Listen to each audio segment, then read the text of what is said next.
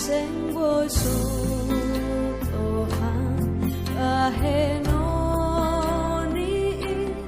asal Jesus bain hasomani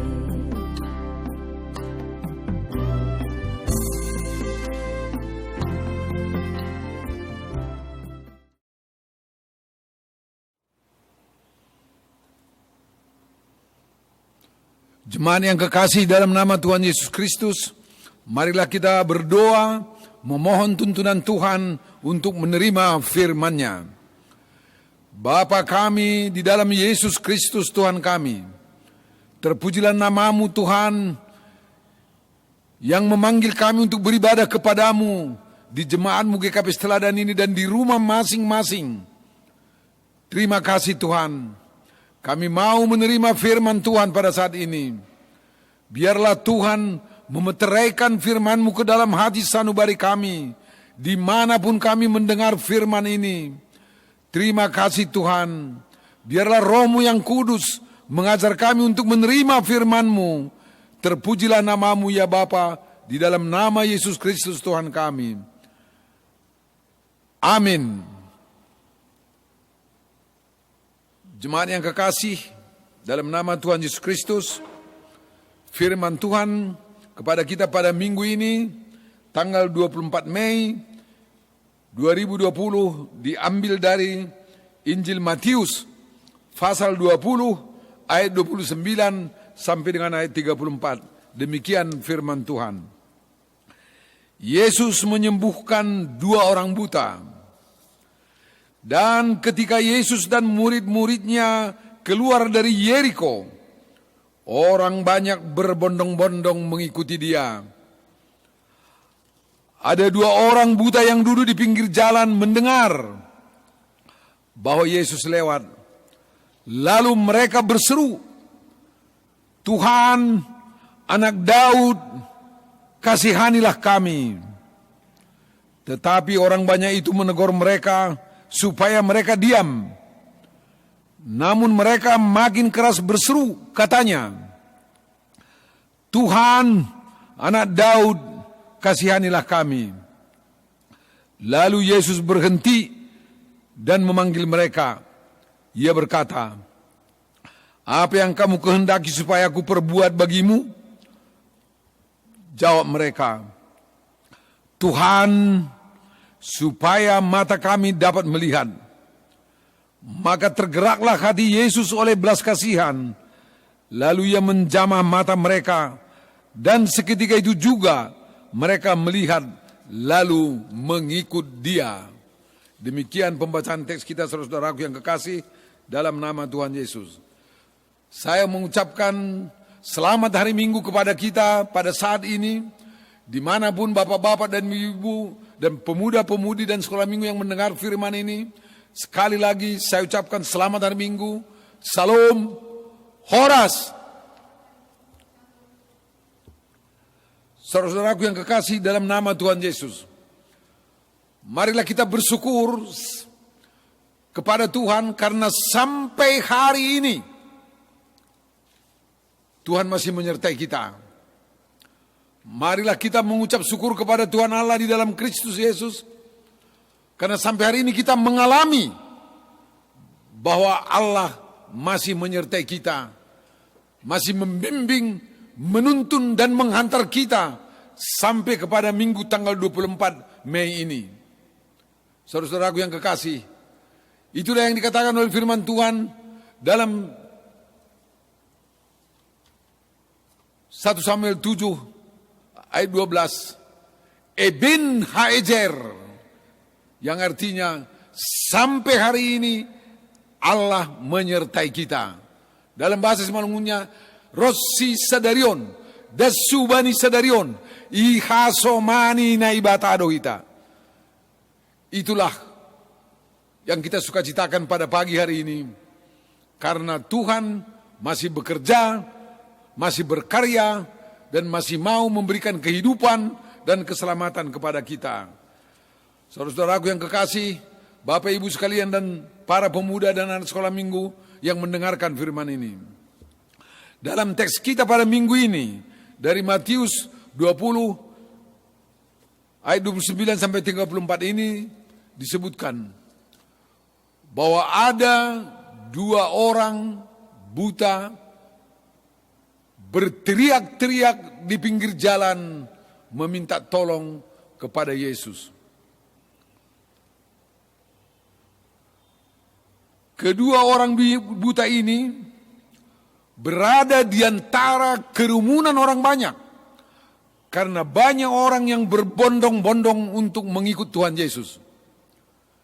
Di dalam hiruk pikuk, di dalam suasana kebisingan, karena begitu banyaknya orang-orang yang mengikut Yesus pada waktu itu, dengan bermacam-macam motifnya terserah.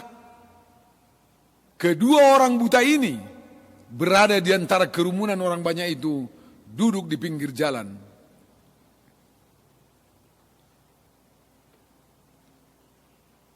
Coba kita bayangkan saudara-saudara yang kekasih. Ada orang berhiruk pikuk terus.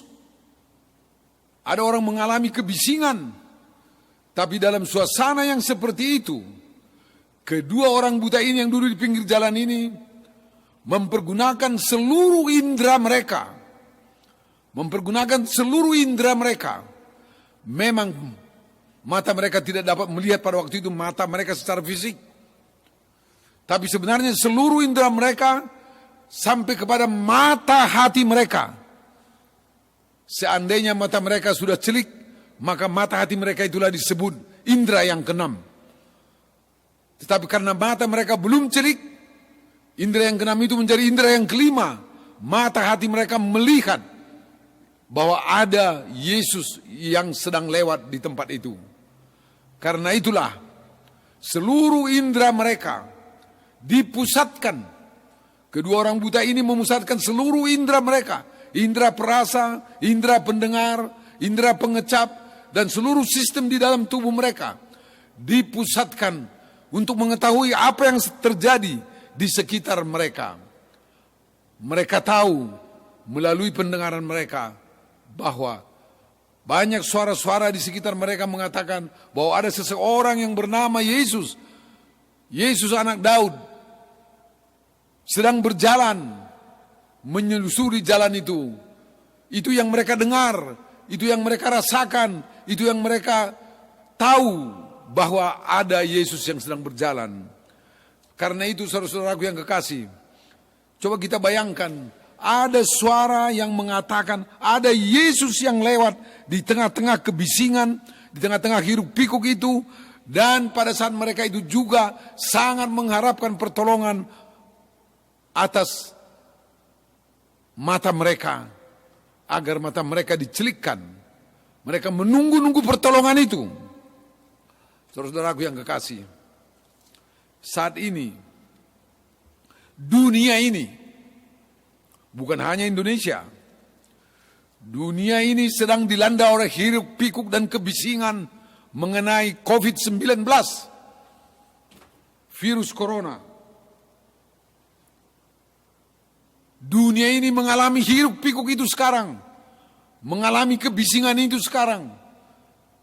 Baik itu yang disuarakan oleh rakyat biasa, baik itu yang disuarakan oleh elit-elit politik, oleh elit-elit pemerintahan dimanapun berada, oleh lembaga-lembaga yang ada di dunia ini, semua berhiruk pikuk menyatakan tentang COVID-19. Kadang-kala kita mendengar informasi-informasi yang menyangkut virus ini, ada yang hoax, ada yang benar, ada yang bercanda dan macam. Tapi saudara-saudaraku sekali lagi, dalam hiruk pikuk ini, sebagai orang Kristen, sebagai anak-anak Tuhan, kita dipanggil dalam hiruk pikuk ini memakai seluruh indera kita, sama seperti orang buta di jalan Jericho itu, mempergunakan, memusatkan semua indera mereka untuk mengetahui, untuk memahami, untuk menyadari apa yang sedang terjadi di sekitar mereka. Dan akhirnya mereka tahu bahwa Yesus sedang lewat. Inilah yang dibutuhkan dari kita sekarang.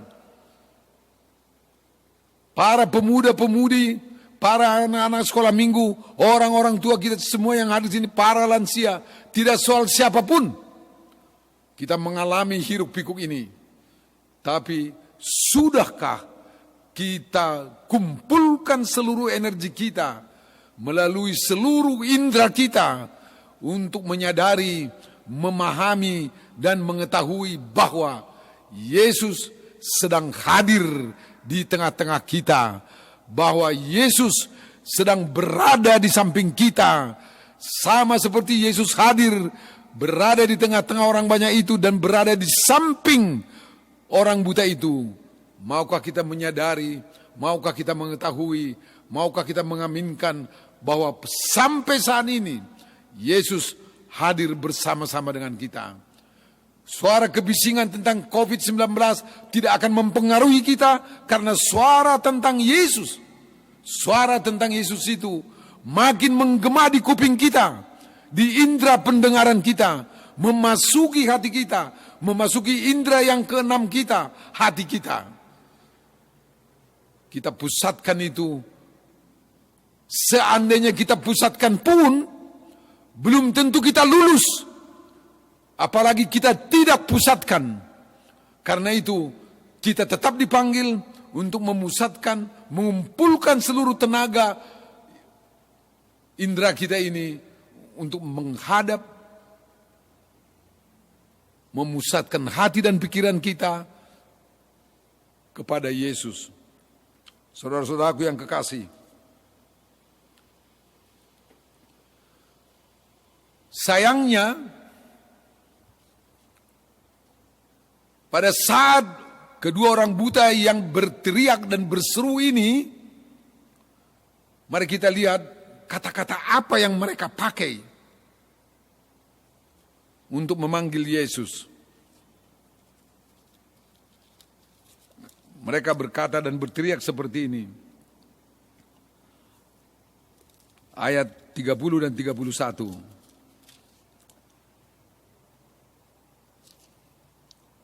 Ada dua orang buta yang duduk di pinggir jalan mendengar bahwa Yesus lewat.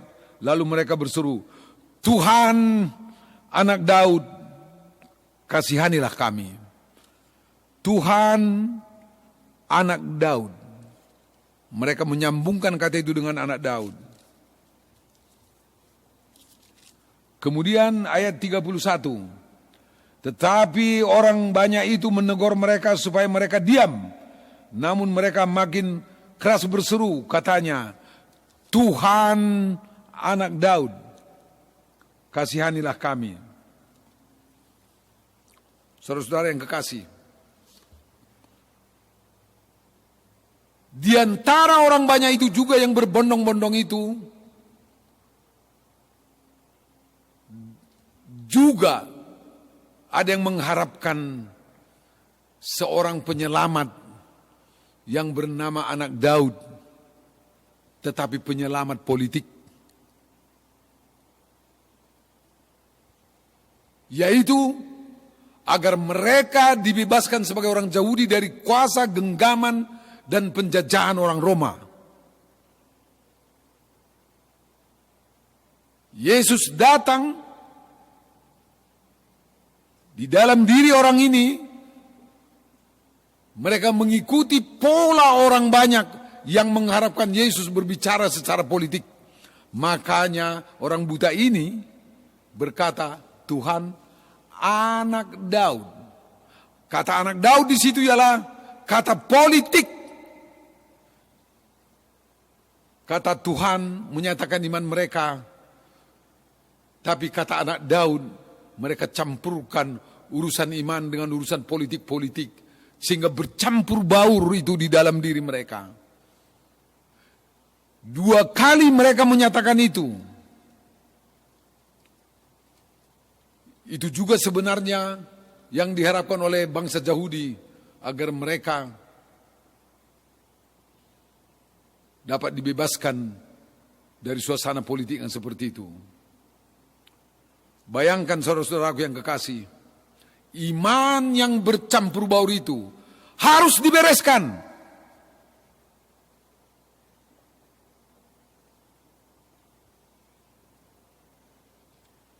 Memang orang banyak itu melarang mereka dan mereka disuruh diam. Untuk kedua kalinya mereka berseru, Tuhan anak Daud. Masih mereka teruskan iman yang bercampur baur itu. Itu juga sudah ada positifnya sebenarnya. Tapi itu harus dimurnikan. Itu harus dimurnikan. Karena itu, mari kita periksa teks ini kembali. Pada saat Yesus mendekat,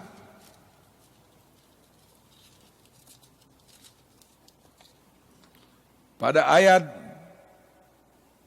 32 disebutkan, lalu Yesus berhenti dan memanggil mereka. Tidak serta-merta, bukan tidak boleh. Sebenarnya Yesus boleh mencelikkan mata mereka. Yesus mengerti hidup mereka. Yesus tahu apa yang terjadi dalam mereka. Tapi Yesus datang mendekat. Dia berhenti dan memanggil mereka. Ia berkata, apa yang kamu kehendaki supaya aku perbuat bagimu? Tuhan mau memurnikan iman mereka yang bercampur baur politik itu. Sebab Yesus datang ke dunia ini bukan untuk menghilangkan penjajahan secara politik, tapi dia mau menyelamatkan dunia ini. Orang Roma itu juga harus diselamatkannya. Orang Yahudi juga harus diselamatkannya. Orang Simalungun juga harus diselamatkannya. Semua dunia ini harus diselamatkan. Karena itu, di dalam teks ini, Tuhan menyatakan dirinya berhenti di dekat mereka itu. Dan Tuhan bertanya kepada mereka, sama seperti keadaan sekarang ini, Tuhan mau berhenti di samping kita dan bertanya kepada kita, apa yang kau inginkan aku perbuat kepadamu? Kalau di dalam bahasa para pemuda ini, para mahasiswa ini, what can I do for you?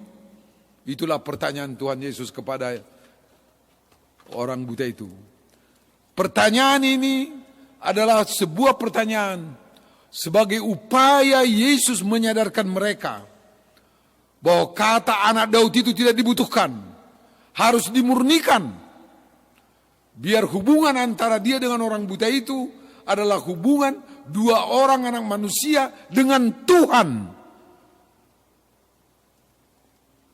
Apa yang kamu kehendaki supaya aku perbuat bagimu?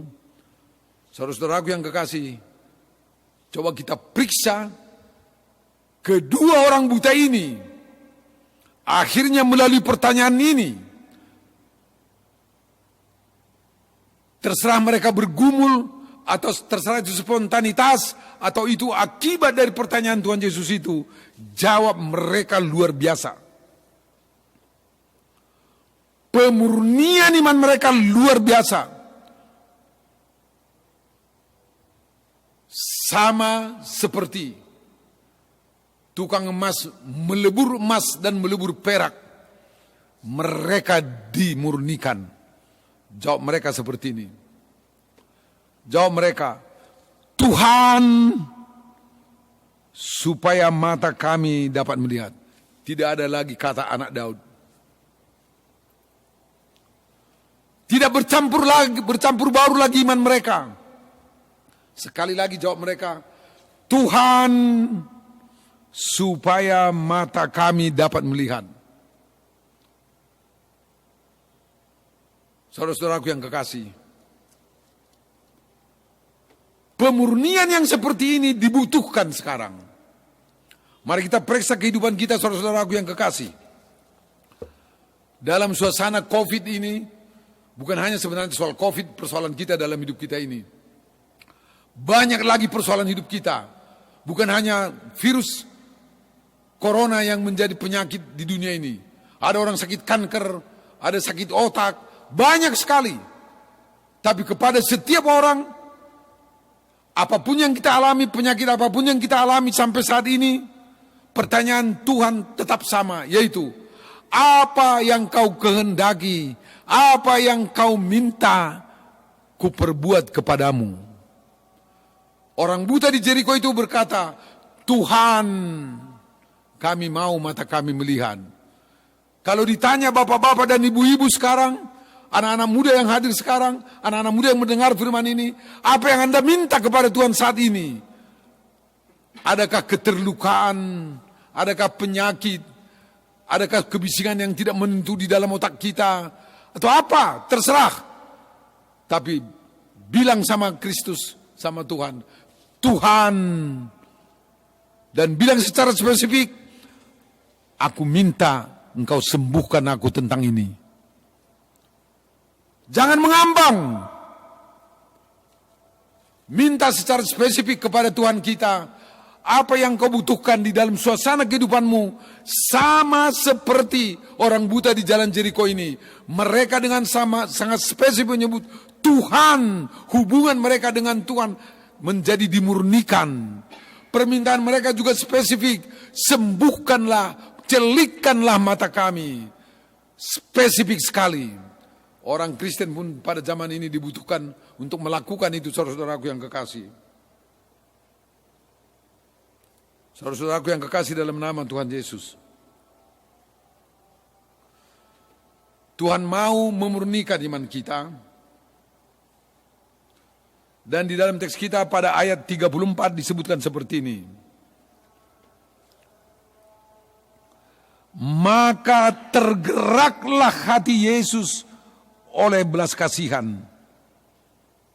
Lalu ia menjamah mata mereka, dan seketika itu juga mereka melihat lalu mengikut dia. Maka tergeraklah hati Yesus dengan belas kasihan. Bahasa Simalungunnya, maidop mauhurni Tuhan Yesus mengidak sedia. Sekali lagi, maidop mauhurni Tuhan Yesus mengidak sedia. Dan ia menjamah mata mereka, seketika itu juga sembuh. Yesus mendengar seruan mereka. Yesus menyembuhkan mata mereka, menyembuhkan mereka. Yesus mendengarkan dan menyembuhkan mereka. Karena dia mengasihi kita. Maidop uhurni hubata. Itulah berita sukacita kepada kita Bapak Ibu sekalian pada saat ini. Dengan segala pengalaman yang ada, yang kita alami sekarang. Sekali lagi firman ini mau mengatakan kepada kita, maidop mauhurni Yesus mengidak kita. Maka hati Yesus tergerak oleh belas kasihan. Dalam suasana kita yang kita hadapi sekarang ini, Tuhan selalu ingin mendouble check, mencek ulang iman kita, untuk memurnikan kita, agar hubungan kita dengan Dia, hubungan yang murni sebagai seorang anak yang tidak ada apa-apanya, untuk diisi oleh Tuhan Yesus dengan kehidupan dan kasih sayang dari Tuhan. Biarlah Tuhan memberkati kita. Sekali lagi, Eben Haizer sampai saat ini, dasu bani panorangon, ihasomani na ibatado hita, Tuhan Allah menyertai kita. Amin. Mari kita berdoa. Terima kasih Bapa di sorga, karena Engkau mau mendengarkan kami dan menyembuhkan kami. Firman-Mu menyatakan itu kepada kami, karena Engkau penuh dengan belas kasihan. Murnikanlah iman kami Tuhan, sehingga kapanpun dan dimanapun kami berada, kami mau mendengarkan Engkau. Dan Tuhan juga mau mendengarkan seruan dan ratapan kami. Berkati jemaat-Mu yang menerima firman ini Tuhan. Anak-anak, anak muda, para pemuda-pemudi, para orang tua, para lansia, semua dimanapun berada, kiranya Engkau memberkati mereka menerima firman ini. Dan mereka dikuatkan, diteguhkan dan dikokohkan, mempunyai iman yang murni di hadapan-Mu. Terima kasih Bapa di sorga, di dalam nama Yesus Kristus Tuhan kami. Amin.